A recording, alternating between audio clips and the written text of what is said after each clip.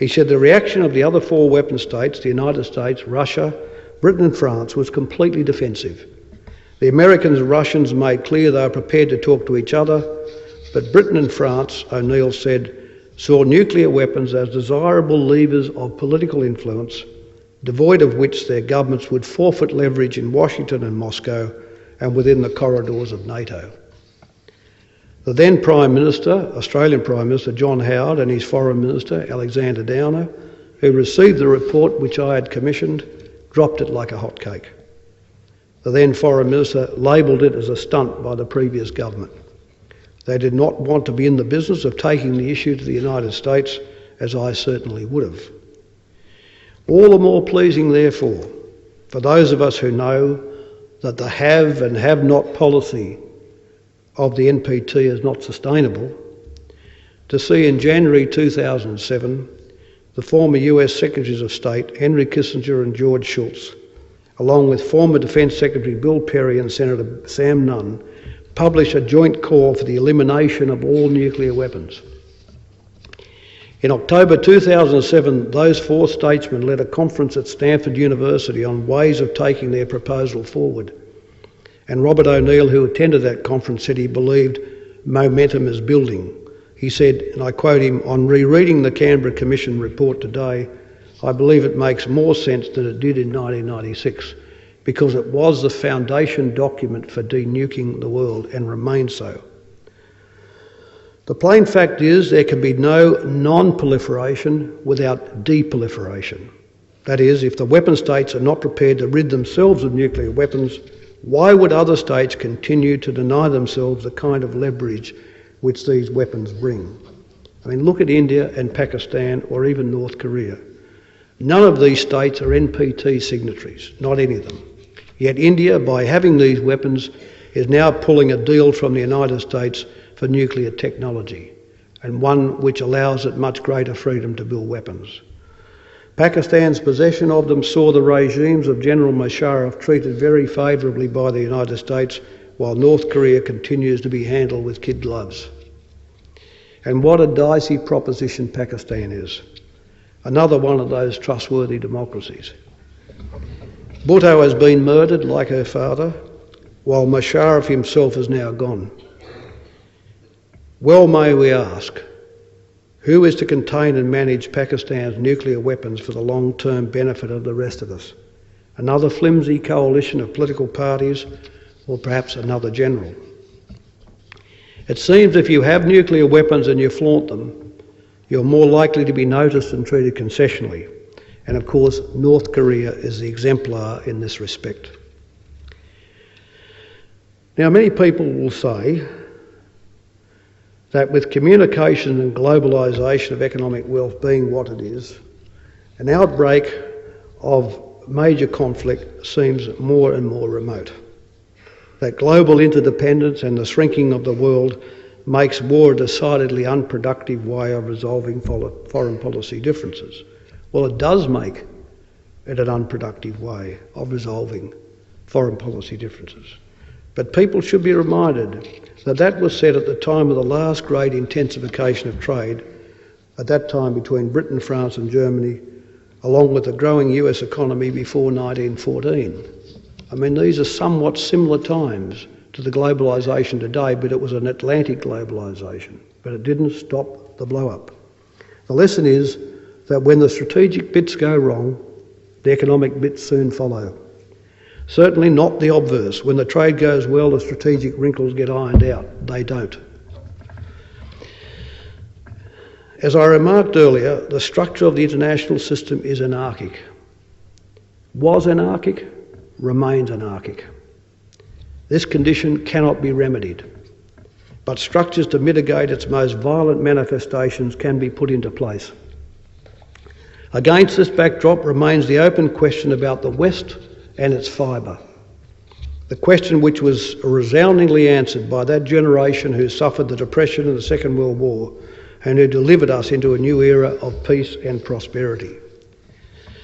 Is our culture a culture made compliant by too much, coming too easily, producing a state of intellectual and spiritual lassitude which can only be shaken by the gravest threats, be they economic, environmental or strategic. As that pendulum swings from west to east, are the motivations for the West's former primacy swinging with it? Has the bounty of science and industrialisation, with its cornucopia of production and wealth, encouraged us too far away from simpler requirements and concern for the needs of others? Was the 20th century a psychological age, as Roger Smith in his History of Human Sciences pointed out, in which the self became privatised while the public realm, the realm critical to political action for the public good, was left relatively vacant? As societies, have we taken our eye off public affairs for way too long? Let me return to the theme I touched at the beginning. Can we, all of us, assimilate, adjust ourselves to a constancy of peace and prosperity without lessening our regard for those enlivening impulses of truth and goodness? The search, as Benedict said, for what is good, beautiful and true. A new international order based on truth and justice, founded in the recognition of the rights of each of us to live out our lives in peace and harmony, can, I believe, provide the only plausible long-term template. The old order of victorious powers, of a compromised UN, a moribund G8, with major powers hanging on to weapons of mass destruction, is a remnant of the violent 20th century. It cannot provide the basis for an equitable and effective system of world governance. Just as world community concern has been ahead of the political system on issues such as global warming, so too world community concern needs to galvanise international action to find a new template for a lasting peace, one embracing all the major powers and regions. This can be done, but it requires leadership and imagination. But it cannot be done without understanding and virtue. The philosopher Immanuel Kant said, someday there will be a universal peace. The only question, he said, is this: will it come about by human insight or by catastrophe, leaving no other outcome possible? Humankind demands, I think, that proposition has to be settled in the former and not the latter.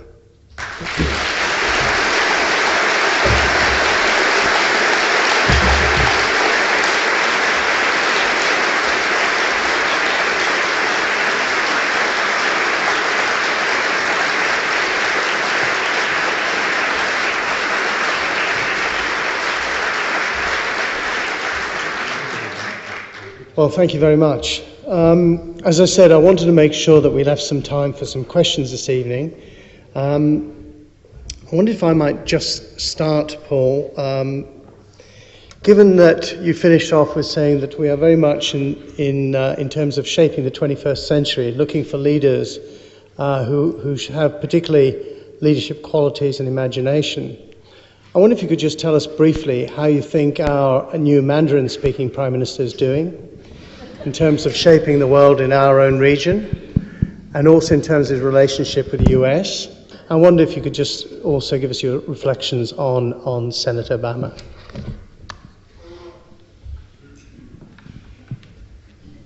Thank you. Well, thank you, Andrew. In the event that Senator Obama wins, a black man in the White House will change the way the world works. And someone who comes from a Muslim background, having spent many years of his young life in Indonesia. And always in his professional life, fighting for and representing the underdog. It's not your usual kind of East Coast Brahmin thing that we saw with the Bushes or others. So therefore I expect that the reach from the United States to the rest of the world of the kind I'm speaking about, that given that most presidents these days have been able to secure 8 years, this is one of these last throws of the dice to actually develop a more representative structure of world governance. Otherwise, we'll go on with China being treated as some sort of strategic rival. The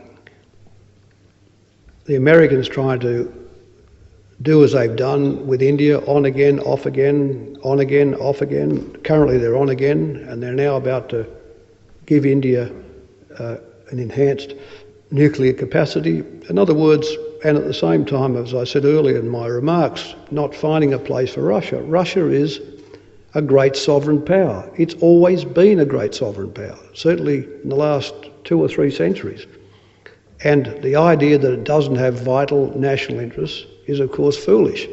So there is, I think, a need for the United States to reach out, and that reaching out can come with someone with a new mindset. But I said on my feet, all leadership boils down to 2 things: imagination and courage. No good having the imagination without the grunt to get the changes through, and no good having the grunt without the imagination.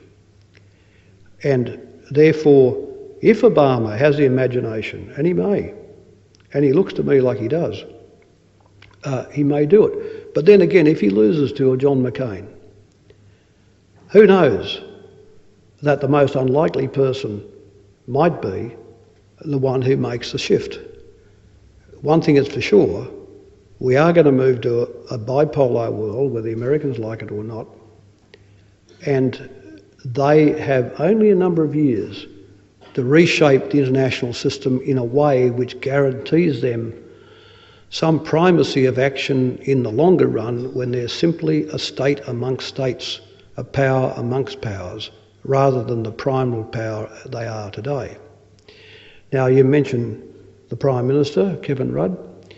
Kevin is trying to undo the damage done by Howard. You know, you can't go around talking about being the deputy, inviting racist comments by people like Hanson here, and then giving succour and support to those by saying she's entitled to her views. You can't go around turning boats around and watching 300 and 500 people die because of an inhumanitarian view of their right to land as refugees from another place, and work your way through Asia as part of a state which has turned over a new leaf, and keeping Queen Elizabeth II of Great Britain as the Queen of Australia, as the head of our, absurd as it is, as our head of state, borrowing the monarch of another country. We have slipped a long way in Asia. At the end of the Cold War, you could say, in the early 90s, when Gareth Evans and I were out there doing our stuff here, in that vacuum, in that potential for cooperative regionalism, let me try and paint a picture for you. Mount Everest is 27,000 feet, call it 30. If we talk about the summit of Asia, Australia's influence on Asia, by the middle 90s, we were a long way up that summit. We were at 20-odd thousand feet. We weren't at 30, but we were 20-odd thousand. What Howard did is brought us back to about 10. The problem is now the summit's not 30,000 feet, it's 60,000 feet. You know, China was then a relatively minor state. It's now a massive state with a massive economy. And we're battling. And we'll be battling. We may never recover it. As we may never recover but the standing we had in Indonesia when we failed to help them in the economic crisis by stopping the American Treasury and the IMF decimating the place. So Kevin Rudd's doing the thing he should be doing by Australia, and the right thing. That is, he's trying to rebuild our position in the region again. But we've got to get over the thing that Asians say about us. Oh, there they are. But they're good for the moment, but then they'll turn back to being what they've always been. That's what we have to get over now. And of course, in those days, you know, there's always been in Australian public life 2 thoughts, strategic thoughts. Do we find our security in Asia, or do we find our security from Asia? I've always believed we found our security in Asia. In this modern age of Australian politics, I led the In Asia camp and John Howard led the From Asia camp by becoming an acolyte of the United States, and an uncritical one. Our future can only be in Asia, and our Prime Minister is back on the job, and good on him.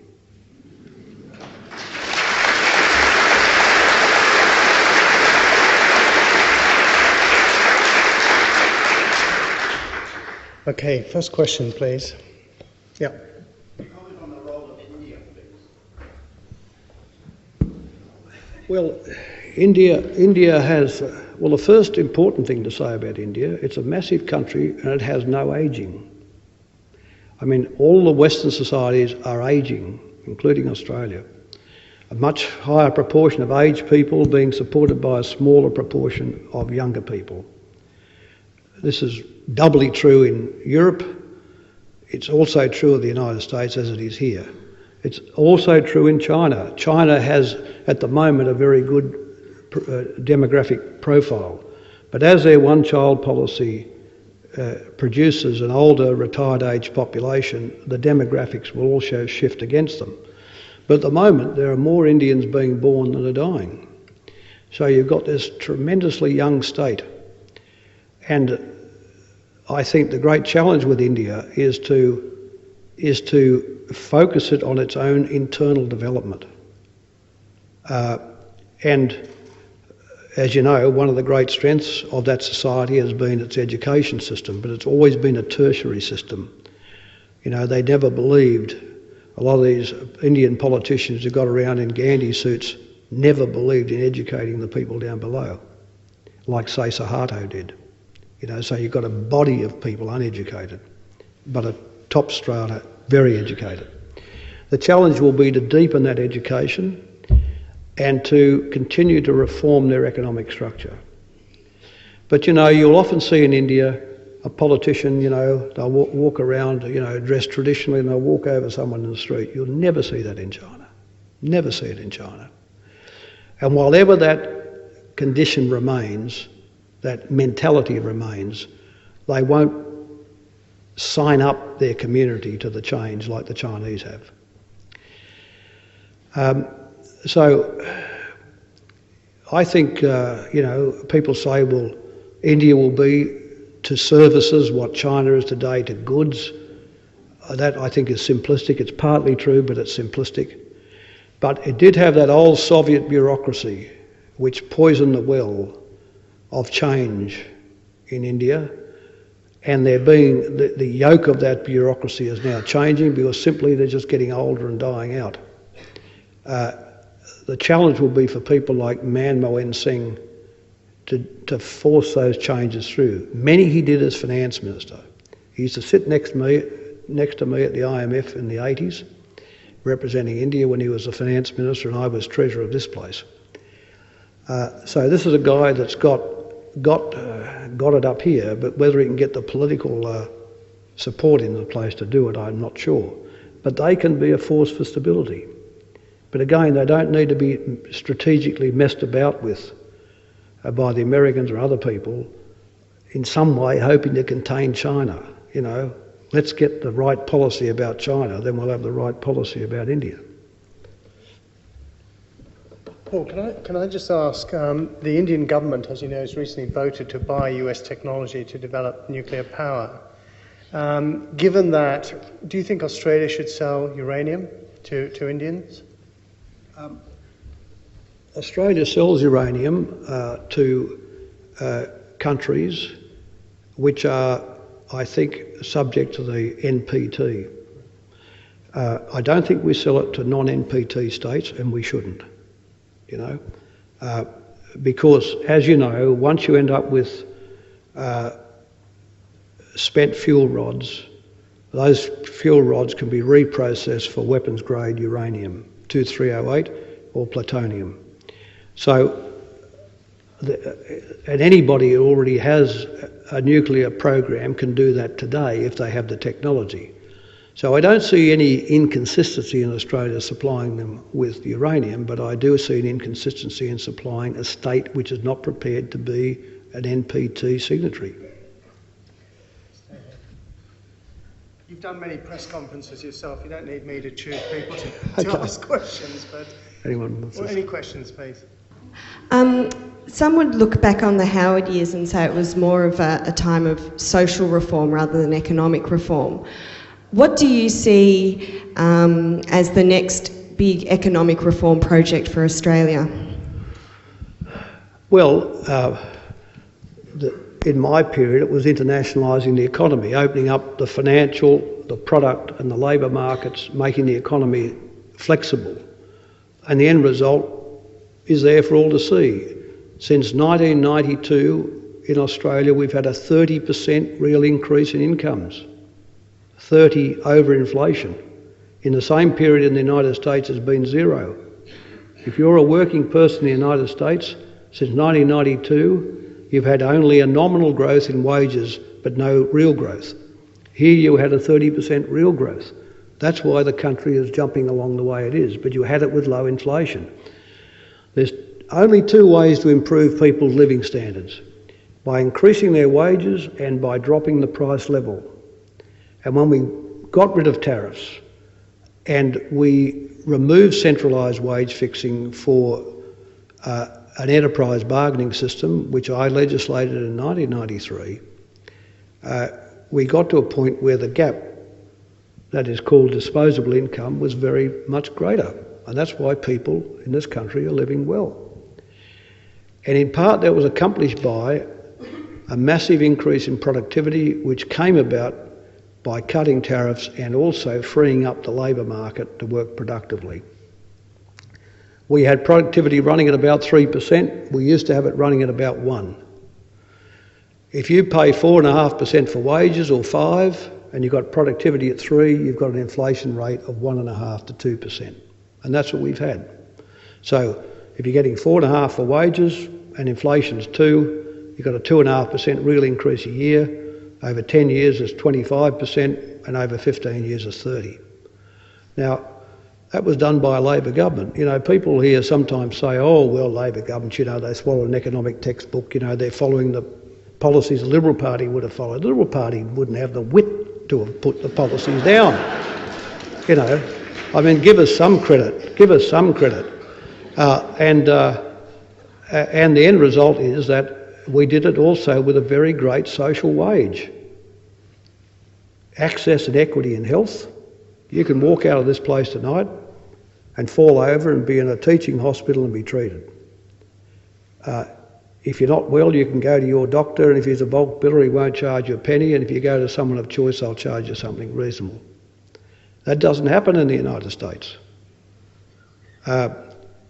Superannuation, universal for the whole workforce. You know, we've now got the 4th largest accumulation of savings in the world, 1.3 trillion for 20 million of us. It'll soon be the 3rd largest. It's already the biggest in Asia. And that's before Howard killed off the last 6%. You know, I took everyone to 9% of wages and salaries, and then I was taking them to 15%, and Howard killed the 6%. So what's happened since is that trend productivity has now gone back to 1% under that lazy Costello and, you know, dumb, sitting up there, spending the money. We've now got productivity at 1. You say, oh, that's all a bit of economic jargon, but it's not really. If you're paying wages at 5 and productivity at 1, you're with a 4% inflation rate. And 4% inflation, you know, the real rate of interest, that's the rate over the inflation rate, has been 3.5% for 200 years. So if inflation's 4, your base rate of interest is 7.5. That means your housing rate's 8 or something like that. So productivity is not the icing on the cake, it is the cake. So therefore the challenge, to answer your question, is to get productivity up again, and that's got to happen in the non-traded goods side of the economy, not in the traded goods side. Look, with low tariffs today, everything's so competitive. You can go out now and buy a Hyundai Getz for $16,000. When I became Treasurer, the effective rate of protection on a motor car was 96%. Today it's 5%. So that Hyundai Getz would be $30,000 a day instead of 16. So someone would be shelling out money to buy a car which today is half its price. Same for shoes, same for clothing, same for other things. The challenge is to get the productivity and the competitiveness in the non-traded goods sector, not the stuff that comes over the wharves, in the railways, in the schools, in the hospitals, in mostly those state-dominated areas of transportation and services, which is going to require a cooperative federalism of a kind Howard and Costello had no part of. So that's a big challenge, because it means the Commonwealth's going to have to be in the states and doing things with the states, which in many respects it hasn't been. The last thing I did with the states, big thing, was set up a thing called the competition policy and the competition payments. When they did pro-productive things, under the formula I set them, I gave them an increase in financial assistance grants. I mean, colloquially I said to them, do me a trick, I'll give you a lump of sugar. And whenever they did many tricks, we gave them a lot of sugar. But Mr. Costello got rid of that. And so they said, oh, thank you, we'll just ease back on the oars. And as a consequence, the inflation rate in the non-traded goods of the economy is about 5%. And the inflation rate in the traded goods sector of the economy is 0. So if you average a lot out, it comes out to about 3 or 3.5. But if you disaggregate it into traded and non-traded, the non-traded is around 5, because basically we had two people, Howard and Costello, not interested in continuing the great reform process. You know, this approach to economic policy was new to the world in Australia. Tony Blair, of course, tried to give it a new name, the third way, but Tony didn't understand what we were doing and in the end didn't try it. So it's the old thing, you want to know about the book, go to the authors, not the photocopier.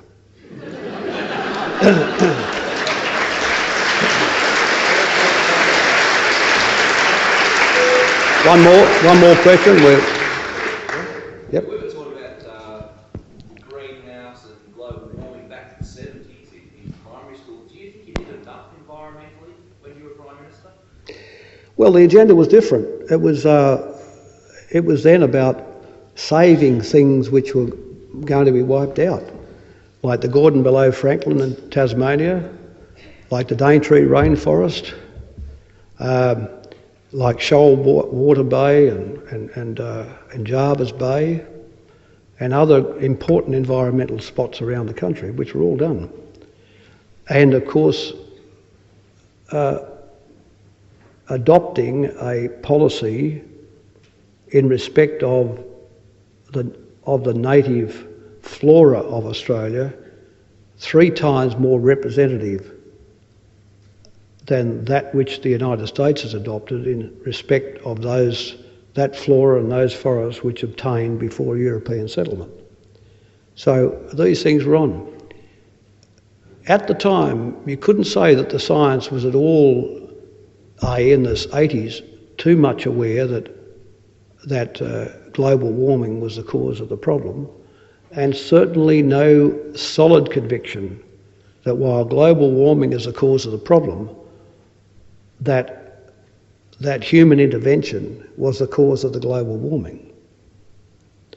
And therefore, it was not that apparent. What we've seen now is an acceleration in global warming and its effects.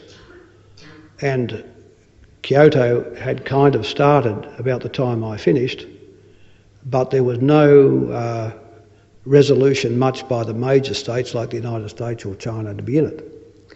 So therefore, without them, the other players were making gestures, but gestures which were not making much difference to the state of things. What's happened since there's a greater urgency, and the greater urgency is being met by greater activity, but that really has to spill over to the United States and China to make a big difference. That hasn't happened yet. Thank you.